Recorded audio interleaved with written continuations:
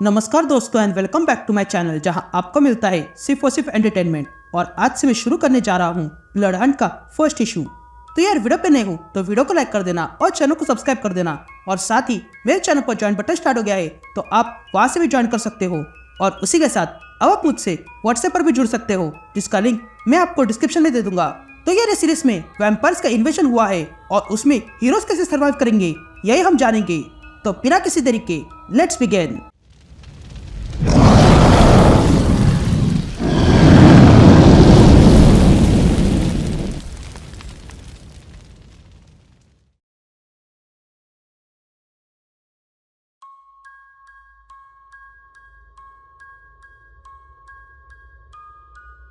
All right gang, तो issue की शुरुआत में हम अर्थ देखते हैं, जहाँ पर अचानक से हर जगह पोर्टल खुलने लगे थे, जिसके कारण पूरे अर्थ पर अंधेरा छा गया था। तभी हमें एक आवाज सुनाई देती है। शुक कहता है कि ये दुनिया का अंत है और ये मैं ही कर रहा हूँ और ये हमेशा मेरा ही काम रहेगा। मैंने इस काम के लिए बहुत समय नष्ट किया है, लेकिन अब मैं इस काम को पूरा करने जा रहा हूँ। तभी हमें न्यूयॉर्क सिटी दिखा देती है, जहाँ पर एवेंजर्स अचानक से अंधेरा होने लगा है ये देखने लगते हैं।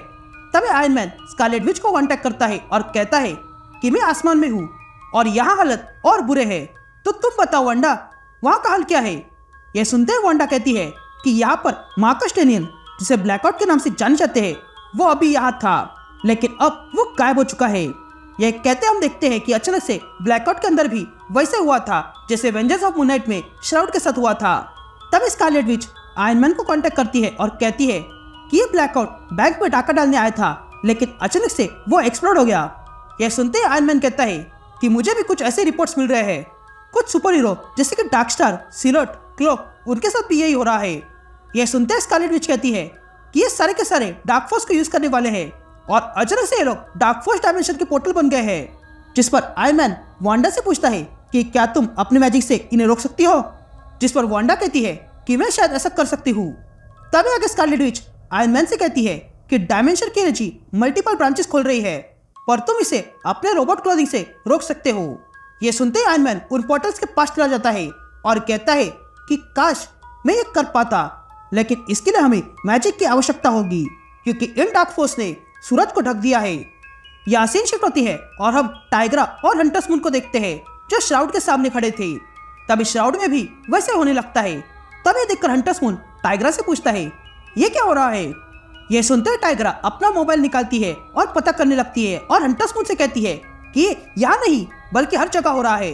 तभी हंटर्स मून का ध्यान आसमान पे जाता है और वो देखता है कि आसमान में इन डार्क फोर्स के कारण सूरज और चंद्रमा ढके हुए थे। ये देखकर हंटर्स मून हैरान रह जाता है, लेकिन तभी हंटर्स मून और टाइग्रा देखते हैं कि उन पर और वहां खड़े लोगों पर अचानक से वैम्पायर्स ने हमला कर दिया था। ये देखकर हंटर्स मून और टाइग्रा उन वैम्पायर से लड़ने के लिए तैयार हो जाता है।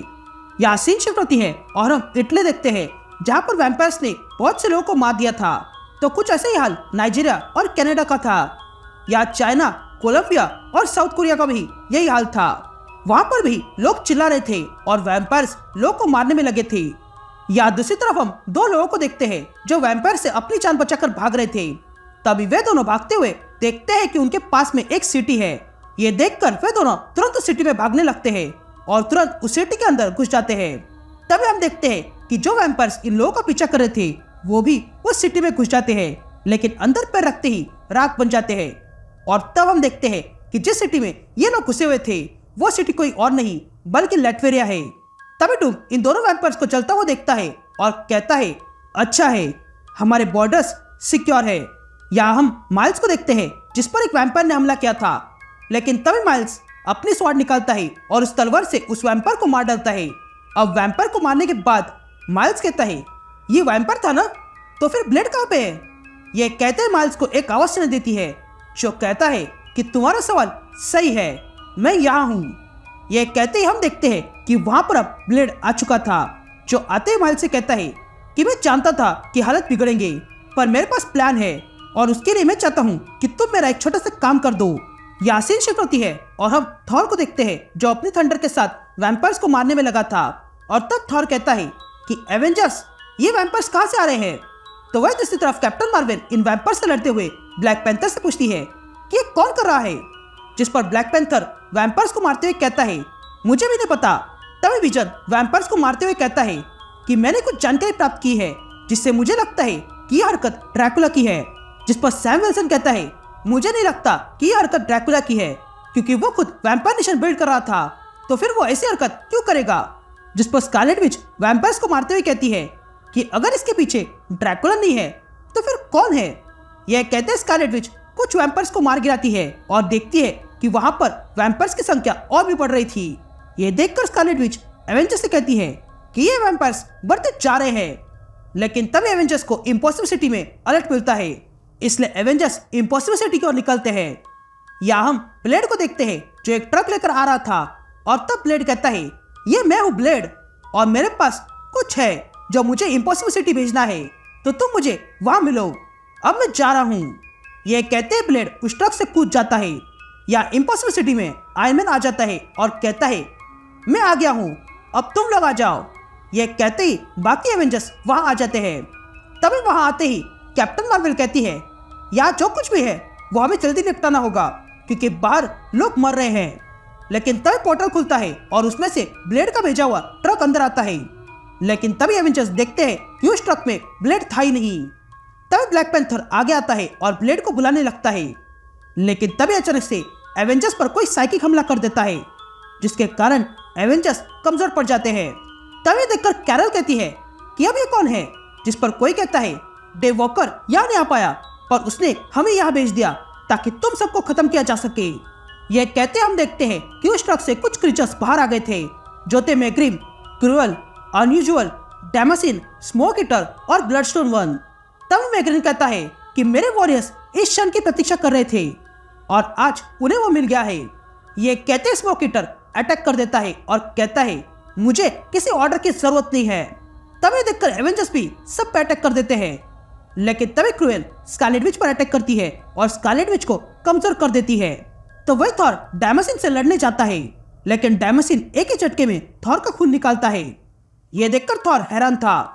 तभी देखकर मैग्रिम थॉर से कहता है कि डैमासिन किसी को भी काट सकता है, थंडर गॉड तुम जैसे एसगार्डियन को भी।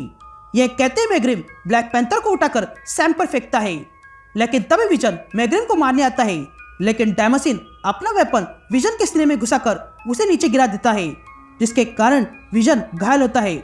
यहाँ यह देखकर आयरन मैन डैमासिन को मारने जाता है, लेकिन तभी पीछे से क्रूएल आता है और अपनी पावर से पूरा आयरन मैन का सूट डैमेज कर देता है, जिसके कारण टोनी स्टार्क कमजोर होकर अपने आर्मर के साथ नीचे गिर जाता है।